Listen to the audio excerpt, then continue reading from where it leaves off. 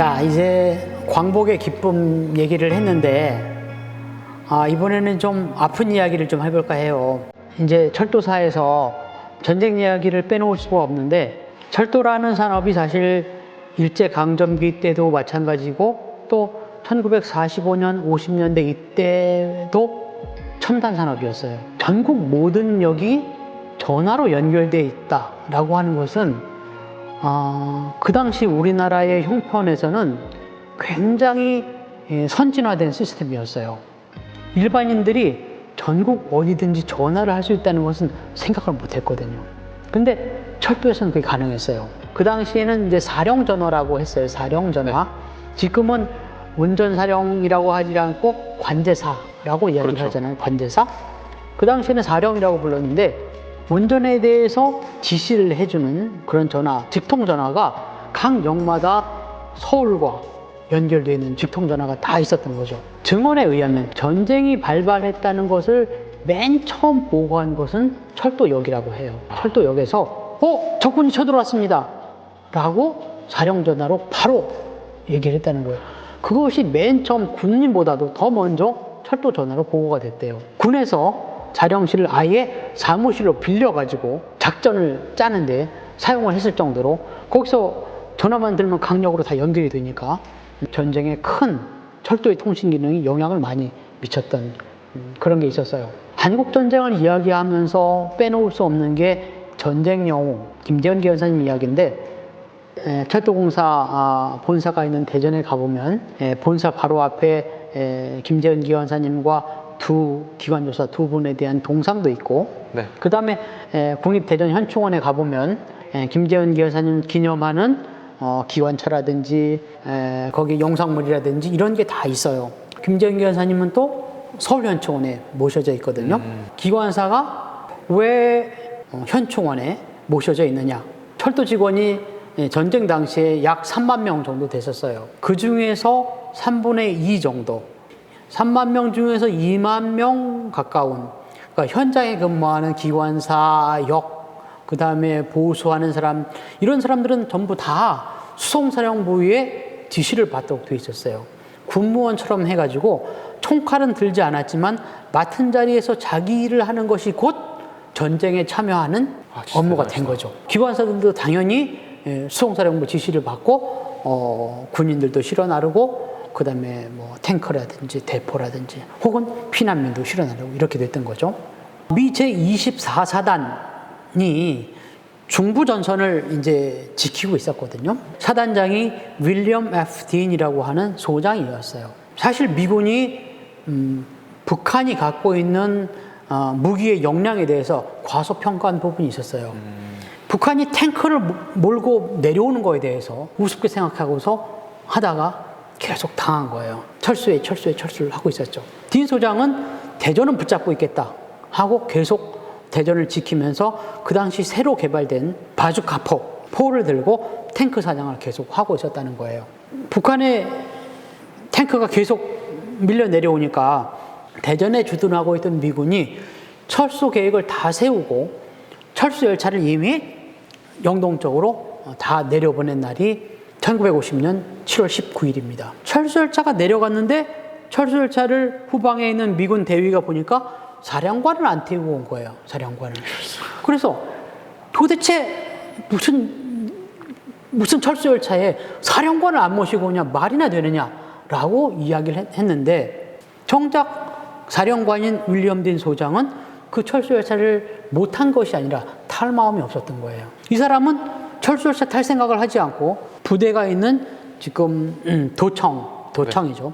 도청 주변에서 탱크 사냥에 몰입하고 있었던 거죠. 그런데 후방에 있는 부대 입장에서는 사령관을 모시지 못하고 왔으니까 불안한 거예요. 그렇죠. 그래서 사령관을 모시러 가야 된다라고 하는 상황이 되는데, 이미 북쪽에서 탱크는 계속 밀고 내려오고 밑에 금산이라든지 이런 쪽에는 이미 공산군이 점령을 하고 있는 상황인 거예요. 급했던 건 뭐냐 하면, 전쟁할 때는 군인만 중요한 게 아니라 보급품이 중요한 거거든요. 군인이 맨입으로 전쟁하는 게 아니라 무기가 있어야 되잖아요. 그렇죠. 또 총알도 있어야지, 포탄도 있어야지, 그 다음에 먹어야 되지. 이런 것들이 실려있는 화차가 10량이나 있었던 거예요, 대전에. 이것이 적군의 수중에 들어간다 라고 얘기되면 이건 보통 일이 아닌 거예요. 그래서 딘 소장은 핫필드라고 하는 수송 대위를 통해서 이거를 빨리 후방에 있는 기관차를 빨리 끌어올려 보내서 얘를 철수시켜야 된다. 빨리 빼야 된다. 라고 지시를 했어요. 후방의 입장에서는 그것도 중요하고 딘 소장 구출도 중요하다 해가지고 결사대가 만들어지는 거예요. 근데 올라갈 사람이 없어. 적이 코앞까지 와 있는데 기관차를 끌고 적진으로 들어가야 되는데 거기 죽으러 가라는 소리랑 마찬가지잖아요. 목숨을 건다는 거죠. 그렇죠. 그 상황에서 김재현 기관사가 제가 가겠습니다 하고 나섰다는 거예요. 근데 이제 김재현 기관사가 가면서 같은 조에 속해 있던 두 기관조사 두 분도 같이 간 거죠. 와, 그래서 기관차 한 대만 끌고 미군 결사대원 30명에서 33명이 이제 대전을 들어갑니다. 영화나 만화 같은 걸 보면 무슨 객차나 화차를 끌고 간 것처럼 되어 있는데 그렇지 않았어요. 그냥 기관차만 한 대가 갔어요. 지금 우리 여기 박물관에도 미카형 전기기관차 있거든요. 네. 미카 3 161호가 있는데 그게 텐더형 기관차예요. 탄수차가 있거든요. 탄수차에 30명의 그 병력이 탄수차에 그냥 탄 거야. 기관총 한 대 거치하고 소총하고 수리탄만 무장을 해가지고 30명이 거기를 탔어요. 그러니까 그야말로 완전히 노출되어 있는 거야. 석탄과 그 다음에 물을 실는 그 위에 그냥 탔으니까 노출돼 있죠. 위에서 그렇죠. 봤을 때는. 그 30명이 타고서 기관차가 탄수차를 그것도 앞세워서 왜냐하면 연결해가지고 식량을 끌고 오는 것이 중요한 업무이기 때문에 들어갈 때 거꾸로 들어간 거예요. 탄수차를 앞세워서 들어갔어요. 그래서 들어가다가 벌써 세천 터널에서 적군이 위에서 내려다보고 있어요. 요게 길 따라서 이렇게 오고 있는데 그냥 갈긴 겁니다. 수리탄 던지고. 미군 30명과 승무원 3명이잖아요.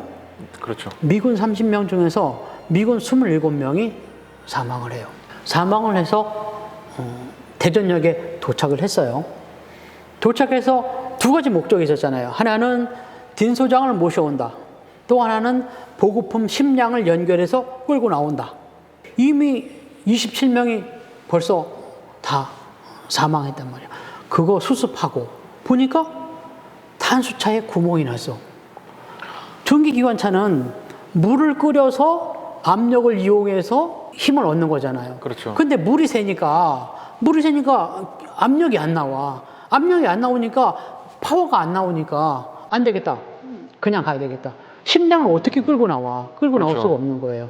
그래서 그냥 되돌아가게 된 거예요. 그 당시에 27명이 사망했기 때문에 살아있는 사람은 우리 승무원 3사람과 그 다음에 군인 3사람이었잖아요. 근데 나오다가 또 집중사격을 또 받아요. 군인 3명 중에서 2사람이 또 전사합니다. 또 김재원 기관사님이 총탄을 맞아서 돌아가세요.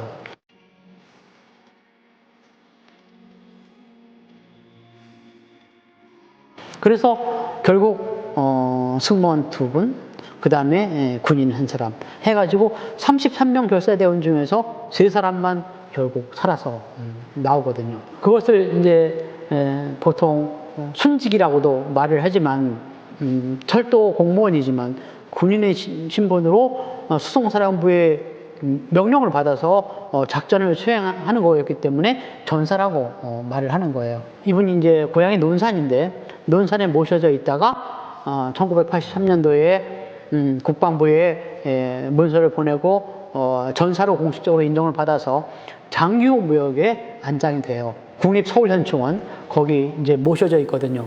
그래서 전쟁 때가 되면 철도인들이 정말 죽을 줄 알고 들어갔다라고 말할 수도 있어요. 그렇게 돌아가신 분이 287명이거든요. 군인, 경찰 다음 3번째로 많은 수치예요. 전쟁으로 그렇게 많은 분들이 임무를 수행하다가 돌아가셨고 뭐 다친 분들은 말할 것도 없고 그래서 우리가 6.25를 생각할 때 엄청나게 피해를 많이 입고 그랬지만 정말로 철도인들이 임무 수행을 위해서 얼마나 많은 희생을 치렀나 이것을 이제 생각할 수 있어요.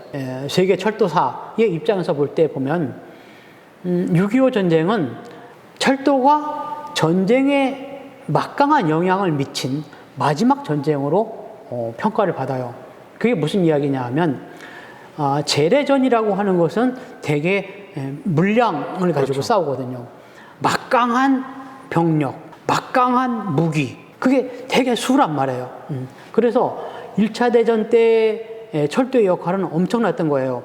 독일과 프랑스가 핵심 전쟁 때 100만 명씩 동원을 했어요. 전쟁터에. 100만 명씩 동원할 수 있었던 건 철도가 끊임없이 계속 수송됐던 거야.